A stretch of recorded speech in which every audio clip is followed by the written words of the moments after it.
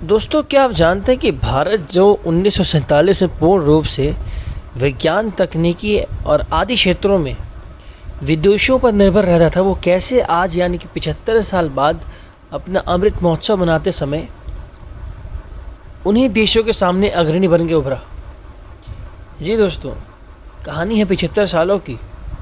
आइए इन्हीं कुछ लम्हों में हम उतरते हैं और डिस्कस करते हैं कि कैसे भारत ने 75 सालों में इतना ग्रो किया कि वही भारत जो पहले कंज्यूमर की तरह काम करता था, अब वो प्रोड्यूसर बन रहा है। तारीख है दोस्तों 21 अप्रैल 1956 की, जब आज़ाद भारत के पहले प्रधानमंत्री जवाहरलाल नेहरू पश्चिम बंगाल के खड़गपुर में कहते हैं कि ज़रा आज दुनिया पर नज़र डालिए, वहाँ अब तक की सबसे ज़बरदस्त, सबसे एक्साइटिंग समस्याएं खड़ी हैं। ये समस्याएं सिर्फ सियासी नहीं हैं, बल्कि ये समस्याएं युद्ध और शांति की बड़ी समस्याओं से भी बड़ी हैं। हम एटमी ज़माने की दहलीज पर खड़े हैं और यह एक ऐसी चीज़ है जो दुनिया को उससे भी ज़्यादा बदल कर रख देगी जितना कि औद्योगिक क्रांति ने बदला था। औद्योगिक क्रांति केवल आंशिक रूप से ही भारत में नहीं आई है, बल्कि इसने यूरोप और अमेरिका के उन लोगों के जीवन स्तर को भी प्रभावित किया जो पहले पाश्चात्य सभ्यता के झलक को छोड़ नहीं पाए थे। अब औद्योगिक क्रांति भारत में आ रही है, लेकिन ठीक इसी समय एटॉमिक रिवॉल्यूशन भी आ रहा है और दोनों साथ आएंगे। और हम इस बात का जोखिम नहीं उठा सकते कि इनमें से किसे पहले और किसे बाद में दाखिल होने दें, इसलिए हमें दोनों को ही साथ में लेकर चलना होगा। दोस्तों, ये जो आप फ़ोटो देख पा रहे हैं सामने अपनी स्क्रीन पे, ये फ़ोटो उस समय के जब महात्मा गांधी के साथ देश के पहले प्रधानमंत्री जवाहरलाल नेहरू और पहले शिक्षा मंत्री मौलाना अब्दुल कलाम आज़ाद वर्धा, महाराष्ट्र में कुछ चर्चा में दिखाई दिए थे। दोस्तों, नेहरू आज़ाद भारत के पहले आईआईटी खड़गपुर में इंजीनियरों के पहले दीक्षांत समारोह में बोल रहे थे और यही सोच स्वतंत्र भारत की वैज्ञानिक यात्रा का आधार बनी। विद्यार्थियों को देश में विज्ञान, प्रौद्योगिकी और शोध के साधन मुहैया कराने से शुरू हुई इस यात्रा में आज चंद्रमा और मंगल तक पहुंच चुकी है। ये यात्रा आज़ादी के वक्त भारत अब तक की कमी के सबसे बुरे स्तर पर जूझ रहा था, जो पूरी तरह से आयात निर्भर था। लेकिन कुछ ही दशकों में वैज्ञानिक शोध और किसान मजदूरों के अथक परिश्रम से देश अपनी ज़रूरतों के साथ साथ दुनिया भर में खाद्यान्न निर्यात करने लगा। यदि रक्षा के क्षेत्र की बात करें तो रक्षा क्षेत्र में भी भारत अन्य देशों की आपत्ति, दखल और सियासी विरोध के बावजूद परमाणु हथियार बनाने में कामयाब रहा। चलिए इस सफ़र पर एक निगाह मारते हैं। सबसे पहले हम बात करेंगे 1947 से 1975 तक। दोस्तों, 1947 से 1975 तक देश में आईआईटी, आईआईएम, एम्स, डीआरडीओ और इसरो जैसे कई शीर्ष शिक्षण और शोध संस्थाएं बनाए गए, यानी कि नए नए इंस्टीट्यूट्स को बनाया गया जिनसे कि भारत में भी शिक्षा और शोध के क्षेत्र में उपलब्धि हासिल की जा सके। आज़ादी से पहले स्थापित Tata institute of fundamental research यानी कि TIFR, Indian council of medical research ICMR और Indian council of agricultural research ऐसे संस्थान भी काम कर रहे थे। नेहरू सरकार ने पहली पंचवर्षीय योजना में ऐसे वैज्ञानिक संस्थानों की नींव रखने को प्राथमिकता दी जो कम संसाधनों के बावजूद अच्छे से ग्रो कर सकें। यही कारण है कि कम संसाधनों के बावजूद भी इन संस्थानों के शोध और प्रयासों से भारत को कुछ अभूतपूर्व सफलताएं मिली। आज़ादी के बाद देश के सामने भुखमरी, कुपोषण और बीमारियों से हो रही मौतें बड़ी चुनौती थी। भारत में अनाज की उपज कम थी। देश की ज़रूरतों के लिए बाहर से अनाज मंगवाना पड़ता था, जो अक्सर निम्न गुणवत्ता वाला होता था। तब भारत की खेती ट्रैक्टर में जैसी मशीनों का इस्तेमाल ना के बराबर होता था। भारत ट्रैक्टर तक के लिए विदेशों पर निर्भर था, यानी कि भारत में ट्रैक्टर का निर्यात या निर्माण होता नहीं था। भारत में सिर्फ आयात होता था ट्रैक्टरों का। दूसरी समस्या थी सिंचाई की। अब इससे निपटने के लिए आज़ादी के कुछ दिनों बाद ही देश के कई हिस्सों में छोटे बड़े बांध बनाने का काम शुरू हुआ। इनमें प्रमुख बांध थे भाखड़ा नांगल डैम, जो नेहरू सरकार का ड्रीम प्रोजेक्ट था। ऐसे बांधों से देश में सिंचित क्षेत्र बढ़ा और बिजली भी मिली। दूसरी तरफ शोध में जुटे भारतीय वैज्ञानिकों ने अनाज, खासतौर पर गेहूं की बेहतर किस्में बनाने पर काम किया। यही कारण है कि ग्रीन रेवोल्यूशन इंडिया में भी आ सका। 1980 तक आते आते इस हरित क्रांति यानी ग्रीन रेवोल्यूशन की सफलता ने भारत को खाद्यान्न के मामले में आत्मनिर्भर बना दिया। अब आप जानती हैं कि ग्रामीण भारत का एक आधार जो था वो पशुपालन था। तो 70 के दशक में नेशनल डेयरी डेवलपमेंट बोर्ड यानी कि NDDB, इसके प्रयासों में भारत में ऑपरेशन फ्लड शुरू हुआ। अब ऑपरेशन फ्लड क्या था? इस मिशन से कभी दूध की कमी वाले देशों में शामिल भारत 2000 तक आते आते दुनिया का सबसे बड़ा दुग्ध उत्पादक देश बन गया था। अन्य मामलों भारत पिछड़ा नहीं था। परमाणु शक्ति और अंतरिक्ष के क्षेत्र में भारत धीमे धीमे लेकिन सधे हुए कदमों से आगे बढ़ रहा था, और दोनों ही क्षेत्रों में लाजिम वजहों से अंतर्राष्ट्रीय दखल और सियासी खींचतान ज़्यादा थी। भारत के परमाणु कार्यक्रम के संस्थापक होमी जहांगीर भाभा और अंतरिक्ष कार्यक्रम के संस्थापक विक्रम साराभाई ने 1947 के आसपास अपने क्षेत्र से जुड़े संस्थानों की नींव रख दी थी, और देश की ज़रूरतों और अंतर्राष्ट्रीय राजनीति को ध्यान में रखते हुए भारत में जो परमाणु कार्यक्रम था वो तेज़ी से चल रहा था। लेकिन भारत चीन युद्ध, नेहरू के निधन और फिर होमी जहांगीर भाभा की एक हादसे में मौत होने की वजह से भारत के परमाणु संपन्न होने का इंतजार खिंच गया। मई 1974 में थार रेगिस्तान के पोखरण में ऑपरेशन स्माइलिंग बुद्धा, इसकी सफलता ने भारत को परमाणु हथियार संपन्न देश बना दिया, जो राजस्थान में हुआ था। आज़ादी से इस दिन तक अंतर्राष्ट्रीय मंचों पर भारत अपने परमाणु कार्यक्रम को शांतिपूर्ण उद्देश्यों के लिए समर्पित बताता रहा। यानी कि भारत ने कहा कि हम फर्स्ट अटैक पॉलिसी को फॉलो नहीं करेंगे। यदि हम पे कोई अटैक करेगा परमाणु का, तो हम भी रिटर्न में उस पर अटैक करेंगे। हम पीसफुल तरीके से इसका प्रयोग करेंगे। इस कामयाबी के ही करीब 24 साल बाद भारत ने ऑपरेशन शक्ति, जो कि पोखरण में हुआ था, वो दूसरा टेस्ट था परमाणु का। परमाणु टेस्ट 1 था स्माइलिंग बुद्धा, परमाणु टेस्ट 2 शक्ति, इसका भी टेस्ट किया और खुद को पूरी तरह परमाणु हथियार संपन्न राष्ट्र घोषित कर दिया। जी दोस्तों, अब 1975 तक आते आते भारत अपने अंतरिक्ष कार्यक्रम के लिए देश के कई हिस्सों में रिसर्च सेंटर, कम्युनिकेशन सेंटर और स्पेस पोर्ट बना चुका था। 1 अप्रैल 1975 को भारत के अंतरिक्ष कार्यक्रम को आधिकारिक रूप से इंडियन स्पेस रिसर्च ऑर्गेनाइजेशन यानी कि इसरो नाम दिया गया। 19 अप्रैल 1975 को भारत ने सोवियत रूस के रॉकेट के जरिए पूरी तरह देश में बनाया अपना पहला सैटेलाइट आर्यभट्ट अंतरिक्ष में सफलतापूर्वक भेज दिया और अंतरिक्ष में भी सफलता हासिल की, भारत को ऊंचाइयों पर पहुंचाया। इसके बाद अंतरिक्ष के जरिए टीवी को आमजन तक पहुंचाने के लिए, यानी कि जो आप टीवी आजकल देख पाते हैं, इसको आम जन तक पहुंचाने के लिए साइट और स्टेप अभियान चलाए गए, SITE और STEP। यह दुनिया में अपनी तरह के शुरुआती प्रयोग थे। इनकी सफलता ने इंडियन नेशनल सैटेलाइट सिस्टम यानी कि INSAT, इसका भी राग अलाप दिया। रक्षा के क्षेत्र में आत्मनिर्भर होने के लिए भारत ने 1958 में defence research and development organisation DRDO की भी स्थापना कर दी थी।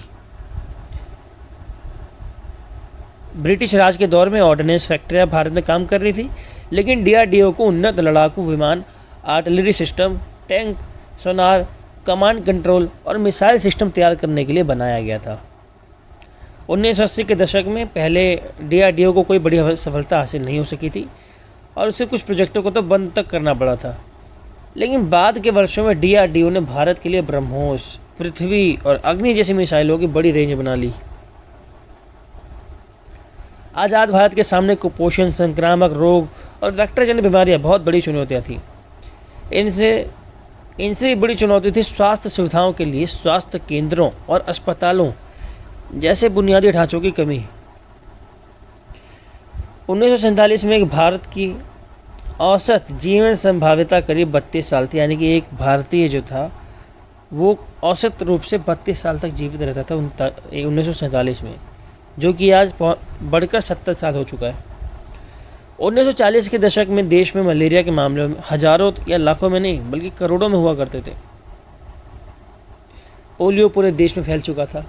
इसी दशक की शुरुआत में, यानी कि 1970 के दशक की बात चल रही है यहाँ पे, उस समय भारत पोलियो के स्वदेशी वैक्सीन बनाने में कामयाब हो गया था। पोलियो के अलावा कुष्ठ के मामलों की संख्या भी बहुत ज़्यादा थी, लिप्रेसी,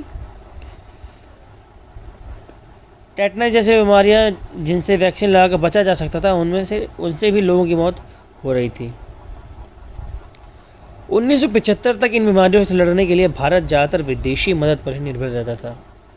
यह स्वास्थ्य स्तर के हिसाब से आज़ाद भारत का सबसे खराब दौर रहा है, क्योंकि भारत इस समय तक पूर्ण रूप से स्वास्थ्य के क्षेत्र में आत्मनिर्भर नहीं हो पाया था।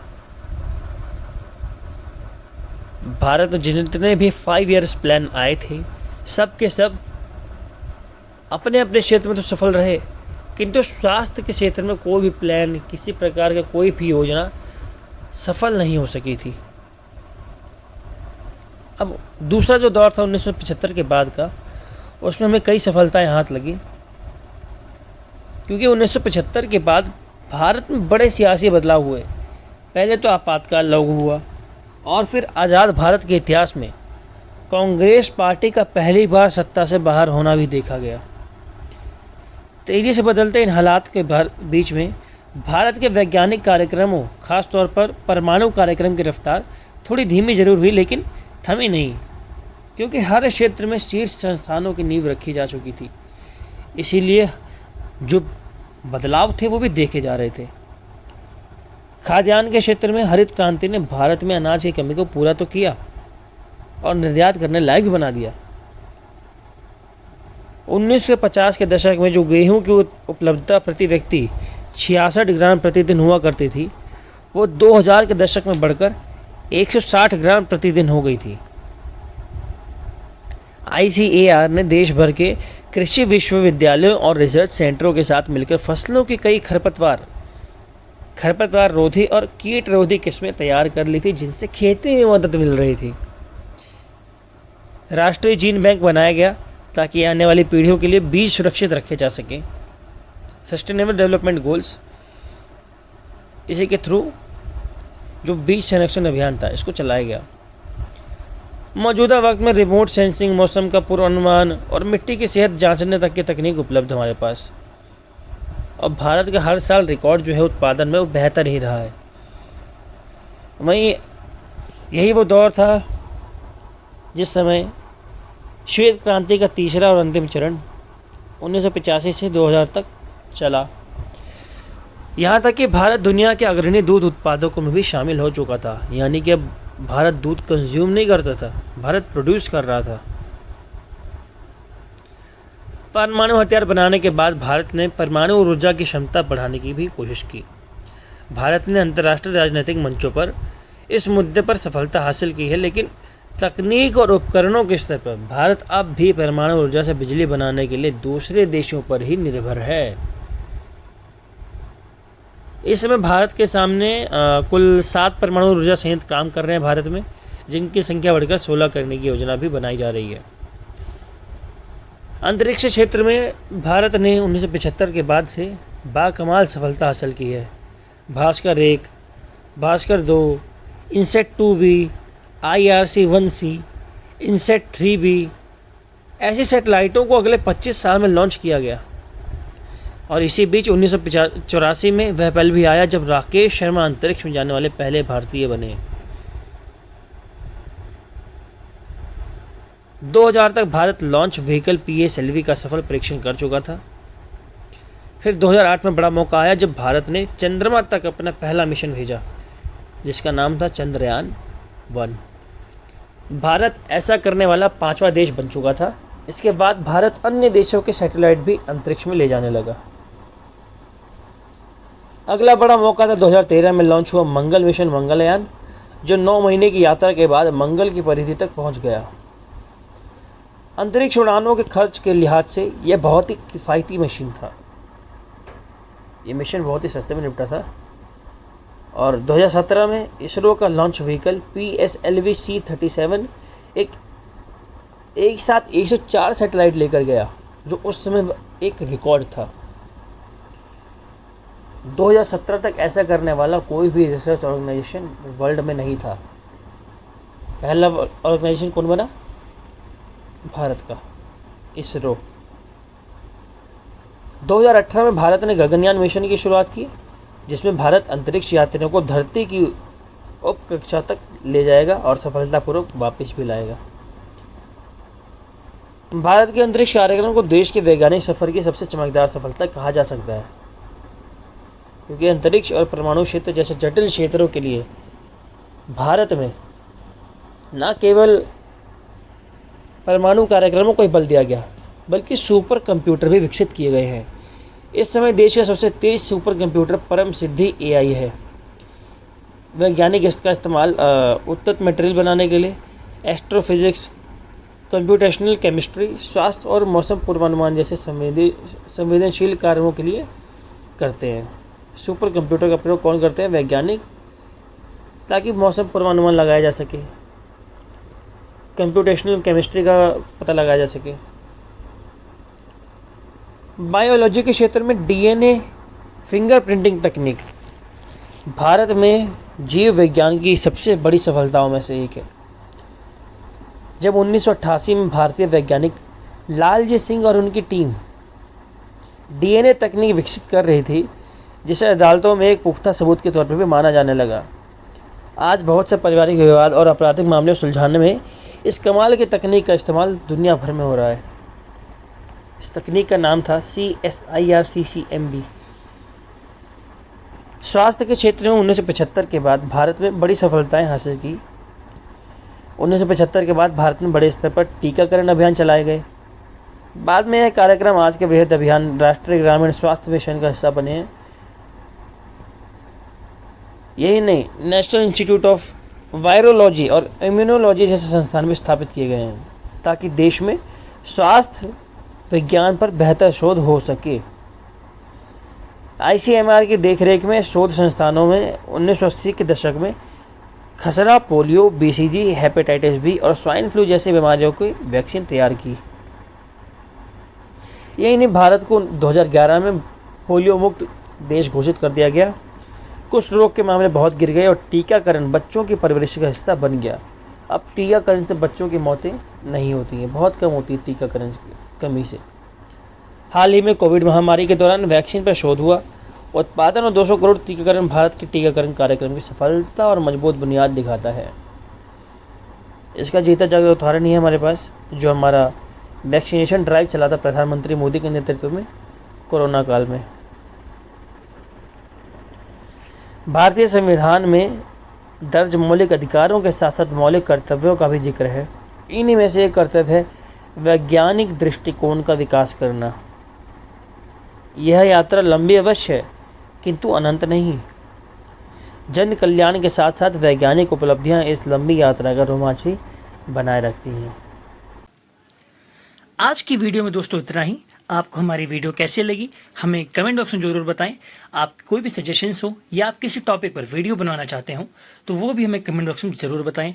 और अगर हमारी वीडियो आपको पसंद आई हो तो वीडियो को लाइक करना ना भूलें।